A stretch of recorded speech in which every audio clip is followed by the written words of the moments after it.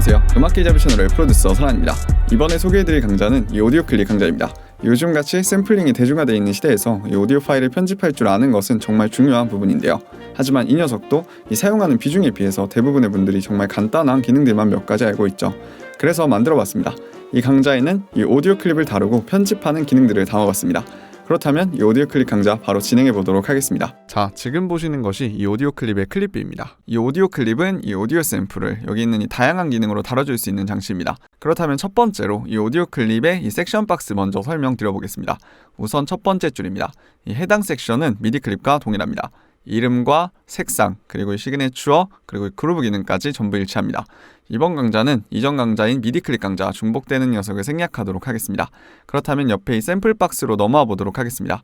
이 샘플 박스는 이 버튼을 이용해서 이렇게 쇼 와이드 해줄 수 있습니다.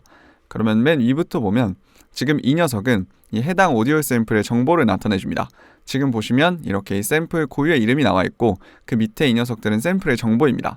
지금 이렇게 44100 샘플 레이트 그리고 24비트 뎁스를 나타내줍니다. 그리고 이 투 채널은 지금 보시는 것처럼 이 오디오 샘플이 스테레오 채널을 사용하기 때문입니다. 그리고 그 다음 밑에 이 세 개의 버튼을 보도록 하겠습니다. 지금 이 가장 첫 번째로 에디터 버튼입니다.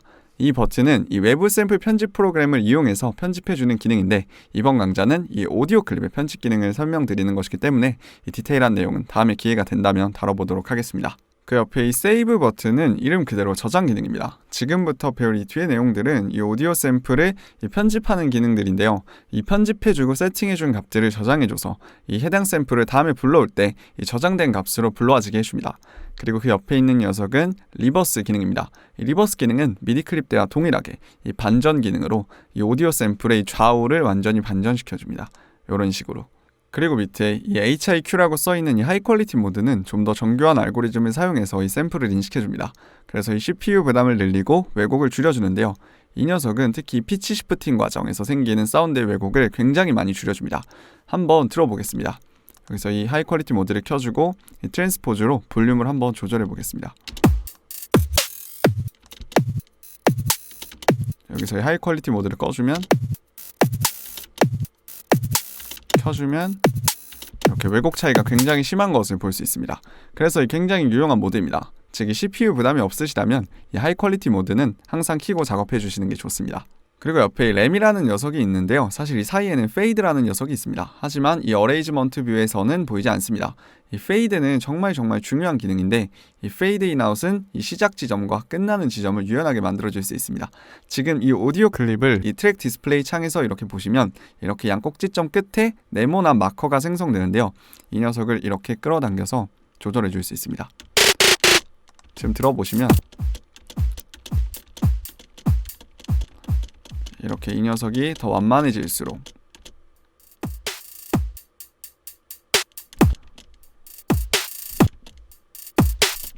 이런 효과를 줄 수 있습니다. 끝나는 지점도 마찬가지입니다.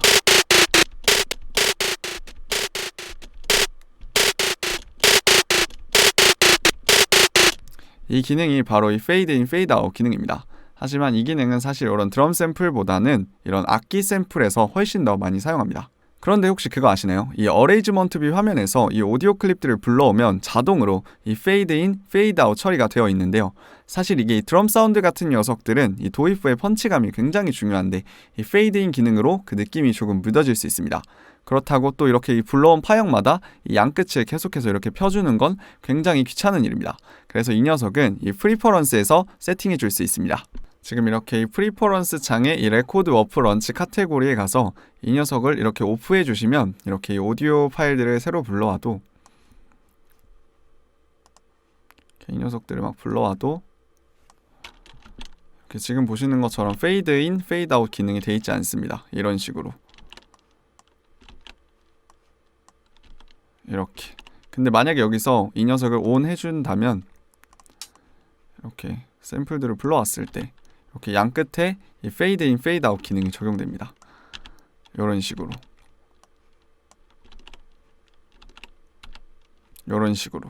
그래서 저 같은 경우는 이런 녀석들을 전부 다 일일이 펴주는 게 너무 귀찮아서 그냥 기본적으로 이 프리퍼런스 창에서 이 녀석을 오프해 줍니다.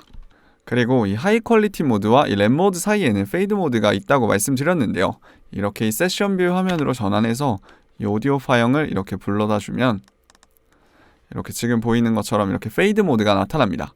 그 이유는 지금 보시면 이 어레인지먼트 뷰에서는 이 트랙 디스플레이 화면에서 이런 페이드 인, 페이드 아웃을 조절해 줄 수 있었습니다. 그래서 굳이 이 페이드 모드가 없었던 것입니다. 하지만 이 세션 뷰는 이런 트랙 디스플레이 화면이 없습니다.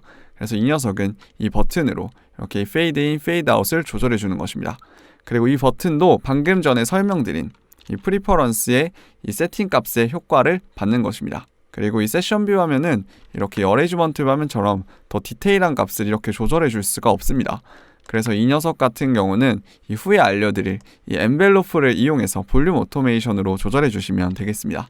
그리고 마지막으로 이 프리퍼런스의 이 페이드 모드는 기본적으로 이 0에서 4ms 정도의 값으로 페이드 인, 페이드 아웃 해줍니다. 처음 들은 내용이시라면 꼭 이 클립들을 확인해 보시고 이 프리퍼런스에서 원하는 방식으로 체크해 보시면 좋을 것 같습니다. 그렇다면 숨겨진 페이드 모드 옆에 이 램 모드 기능입니다. 이 램은 컴퓨터에서 기억 장치입니다. 이 램 모드가 이렇게 오프일 때는 이 시퀀서는 이 오디오 파일을 재생 시마다 읽어주게 되는데요.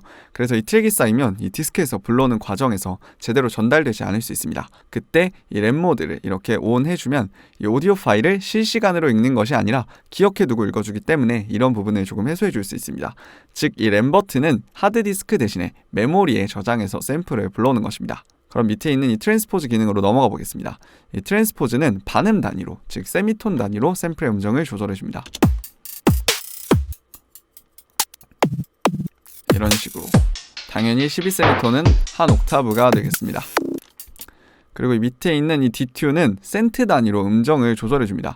여기서 100센트는 1세미톤입니다. 그리고 여기서 굉장히 중요한 부분이 있는데 이 오디오 파일들은 이 워프 기능이 이렇게 오프되어 있으면 이 음정을 변경해 줄 때 재생 속도에 영향을 미칠 겁니다.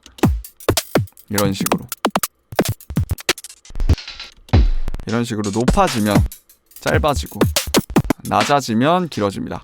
그래서 항상 이 재생 길이가 변하는 것을 원하지 않는다면 항상 이렇게 이 워프 스위치를 켜주셔야 합니다. 그리고 옆에 이 녀석은 이 클립의 게인으로 이름 그대로 재생 음량을 이 데시벨 단위로 조절해주는 녀석입니다. 그리고 옆에 굉장히 중요한 이 워프 기능으로 넘어가 보겠습니다. 이 워프 모드는 조금 복잡한 녀석으로 이 오디오 샘플의 템포와 관련된 녀석입니다. 하지만 이번 강좌에서는 최대한 간단하게 다뤄드리도록 하겠습니다. 원래 이 오디오 샘플들은 이렇게 이 워프 기능이 비활성화 상태라면 이렇게 이 곡의 템포를 아무리 변경해줘도 이 오디오 샘플은 무조건 이 재생 시간대를 계속해서 유지하게 됩니다. 지금 이 시간대를 한번 보시면 좋을 것 같습니다. 이런 식으로 이 시간대가 절대 바뀌지 않습니다. 이렇게 재생을 해봐도 이 메트로놈과 싱크는 전혀 맞지 않지만 이 드럼 샘플의 재생 속도는 이렇게 템포가 느려지나 이렇게 빨라지나 한결같습니다. 사실 이 템포가 빨라지면 곡이 빨라져야 하고 곡이 빨라지면 이 곡이 빨리 끝나기 때문에 재생 시간이 줄어들어야 하는데 이 워프 모드가 이렇게 비활성화 상태일 때는 방금처럼 이 곡의 tempo의 영향을 전혀 받지 않습니다. 그런데 이 녀석 같은 경우는 무조건 자신의 고유 BPM으로만 사용해줘야 싱크가 맞습니다. 지금 이 곡은 지금 160bpm으로 되어 있지만 이 녀석은 자기 마음대로 140bpm으로 재생되고 있으니까요. 그래서 이 녀석과 곡의 싱크를 맞춰주기 위해서는 이 곡의 템포를 이렇게 140bpm으로 맞춰줘야 합니다. 한번 들어보겠습니다. 지금 같은 경우는 이렇게 싱크가 이 메트로놈과 일치하는 것을 보실 수 있습니다. 그리고 이때 자신이 사용하고 싶은 템포에 이 오디오 샘플의 싱크를 맞춰서 사용할 수 있게 해주는 기능이 바로 이 워프 기능입니다. 우선 이 워프 모드에는 이 세그먼트 BPM이라는 녀석이 있는데 무조건 이 세그먼트 BPM과 이 오디오 파일의 고유 BPM이 동일해야 합니다. 이 샘플의 고유 BPM은 140bpm입니다. 그렇기 때문에 지금 보시는 것처럼 이렇게 세그먼트 BPM을 140bpm으로 맞춰주셔야 합니다. 그리고 이때 이렇게 템포를 막 변경해주면서 들어보면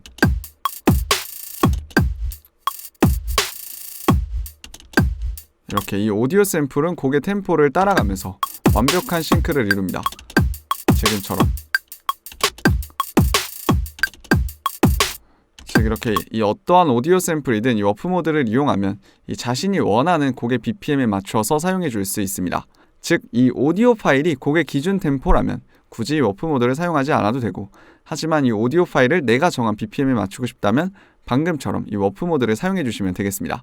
그리고 이 세그먼트 BPM이 꼭 이 고유 BPM이어야 이렇게 싱크가 항상 맞는다는 것을 잊으시면 안 됩니다. 그리고 이 세그먼트 BPM은 사실 이렇게 이 오디오 파일을 불러오면 이 에이블톤이 이 BPM 값을 알아서 계산을 해줍니다. 한번 불러와 보도록 하겠습니다.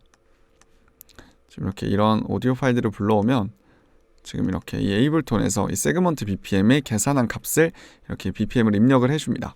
다른 녀석도 마찬가지입니다. 이 녀석을 이렇게 불러오면 이렇게 이 녀석들을 계산을 해서 이렇게 세그먼트 BPM에 입력을 해줍니다. 물론 이 값이 항상 맞진 않기 때문에 잘 판단하고 사용하셔야 합니다.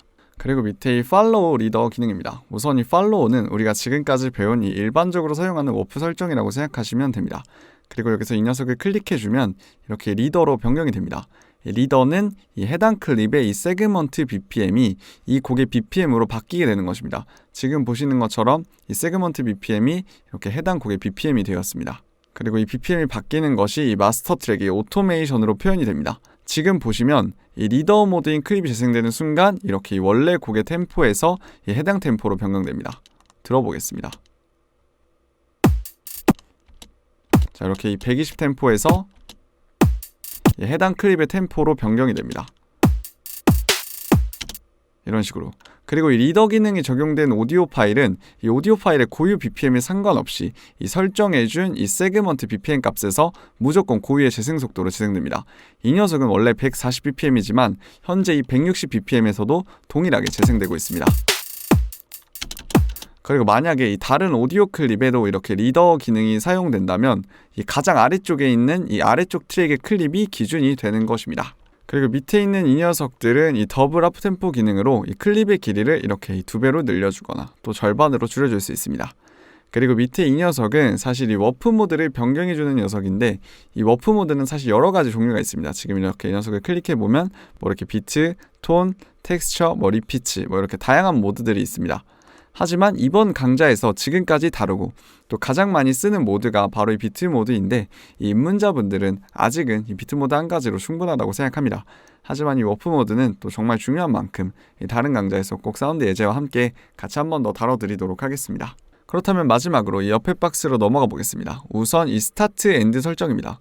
이름 그대로 정말 간단합니다. 이 클립의 시작 위치와 끝나는 위치를 정해주는데요. 이 녀석은 이 미디 클립의 스타트 엔드와 다른 점이 하나 있습니다.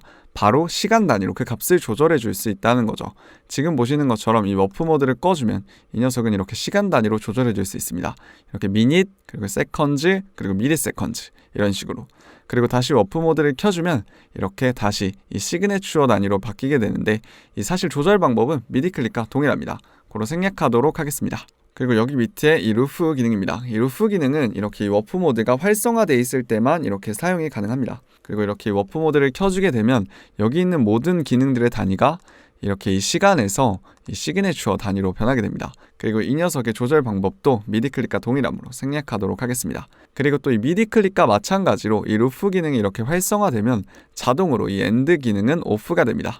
그 이유도 이 미디 클립에서 설명드렸기 때문에 이번에 역시 생략하도록 하겠습니다. 자, 이렇게 오디오 클립의 이 샘플 박스까지 모두 마무리가 됐습니다. 이번 강좌는 근데 내용도 많고 다음 내용과 계속해서 이어지기 때문에 두 편으로 나누게 됐습니다. 다음 영상은 이 옆에 이 엔벨로프 박스와 이 오디오 파일을 다루는 법을 설명드려보겠습니다. 그렇다면 이상 강좌 마무리하겠습니다. 영상 시청해주셔서 정말 감사합니다.